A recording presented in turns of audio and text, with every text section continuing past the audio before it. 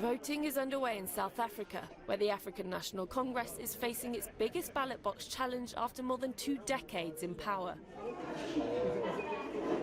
Wednesday's parliamentary and provincial elections are the first since President Cyril Ramaphosa took power last year.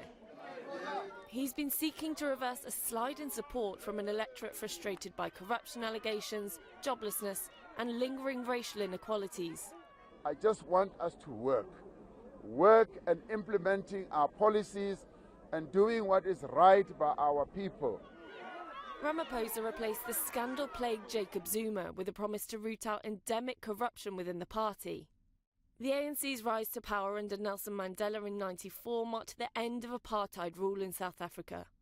But since a record-high win in 2004 elections under President Thabo Mbeki, its popularity has fallen with every election. Analysts say that's because of corruption allegations against government officials, demands from black citizens for a more equal distribution of land, and a slowing economy with one of the highest unemployment rates in the world. That's something Mmusi Maimane, leader of the main opposition, the Democratic Alliance, promised to tackle as he casts his vote in Soweto.